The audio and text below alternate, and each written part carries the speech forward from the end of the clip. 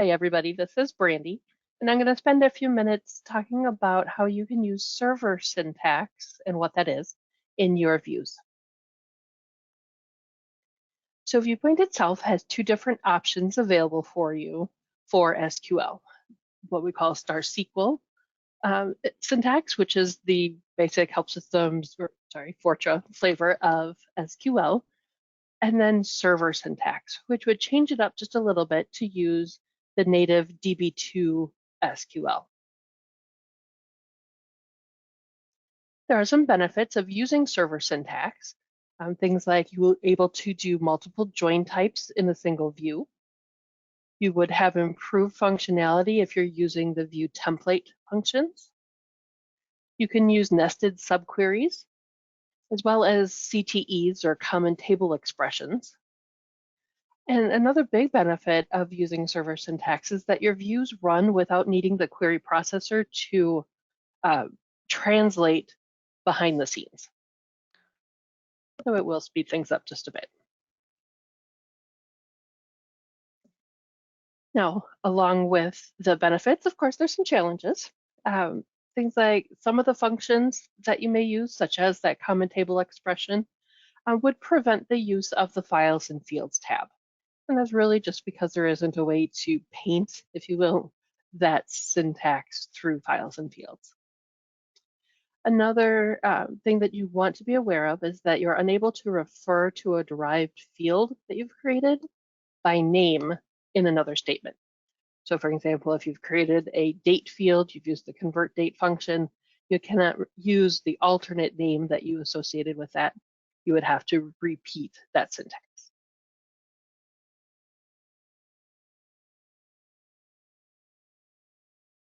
You can change your views one at a time to use server syntax, and this is in the view properties.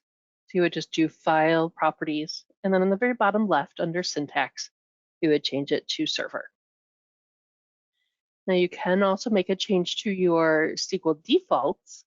So once you make that change, any view that you create from that point forward would use server syntax, and then you can override it if at any point you should need to. We do recommend picking one if possible and trying to stay with it, especially if you're going to be using dashboard type objects. All right, so I'm going to walk through just a few different examples of things that we can accomplish using server syntax.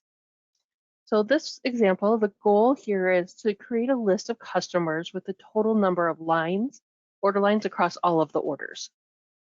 To accomplish this, we needed to use a subquery in the select statement, or you may know it as being called a nested select.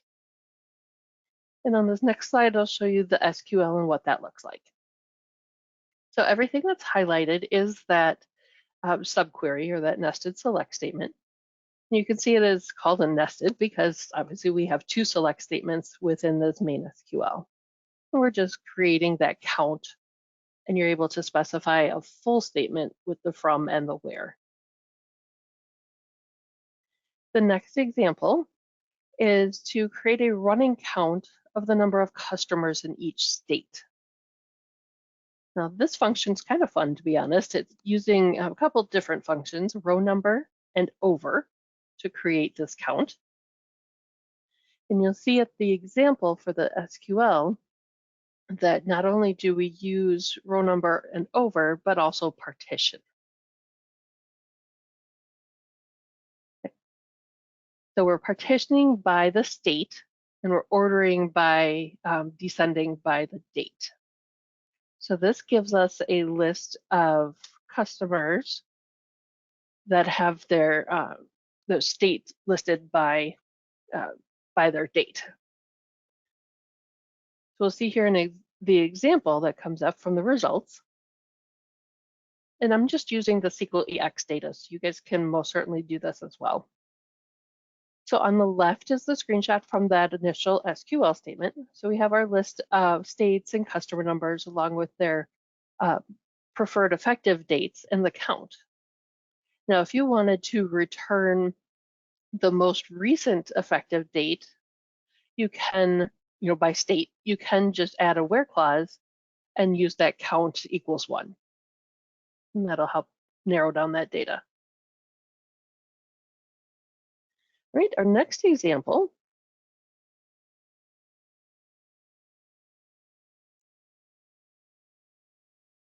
Next slide, please.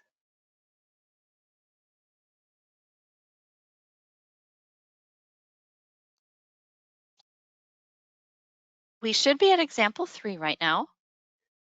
Oh, shoot, I don't see it. Okay. It's not moving forward for me. Don't see the next slide, Cheryl.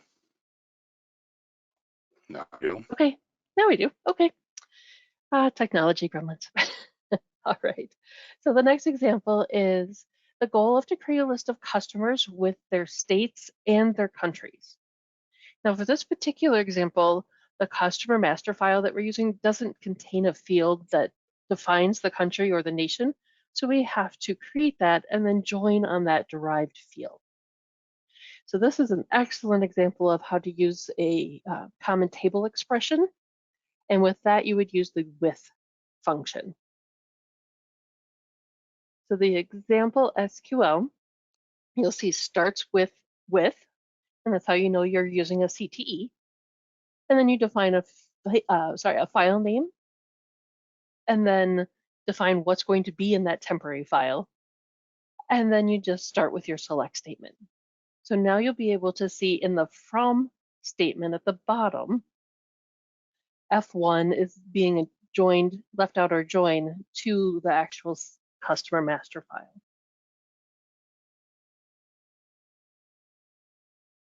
Right? Our fourth example, this one, to be honest, is a lot of fun.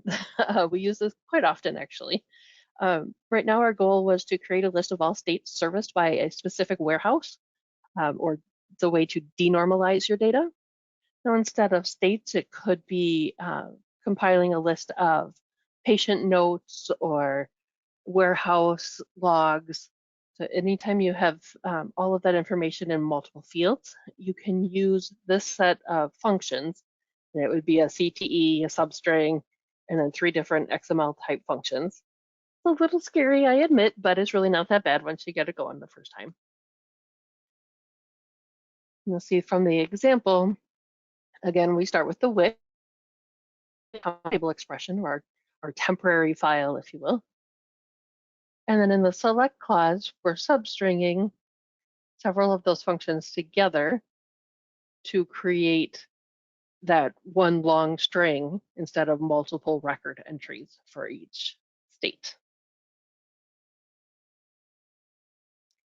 Okay, so what I would like to do is take you through a real quick live demo, show you how to change the syntax using how to use the fetch first, which is a function available to server syntax, and then also how to set up star all.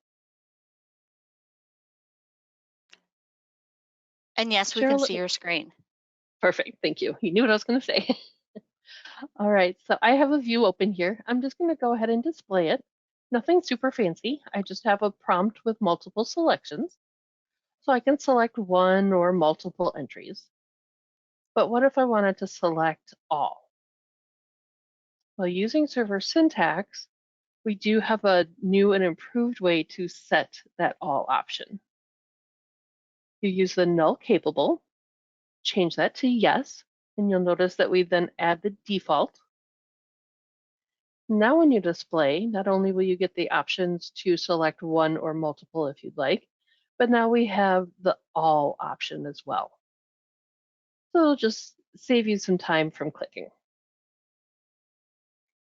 So we'll see when we display these results, we have 10 records, and it's just our summary of sales price by product number. And that's great information to have, but maybe you only want to know like the top 5 products by sales. So at the very bottom of the Files and Fields tab, click on the Fetch First, and then how many rows you want to receive. When you display again, you'll get prompted. I'm just going to leave it at all. And now instead of those multiple records, we have the top 5. So in the view, you would do File and Properties. And then here at the very bottom, here's that syntax check. Here's that syntax setting. Okay, so that concludes that demo and my section. Hopefully I gave you some food for thought and you're excited about trying some native syntax.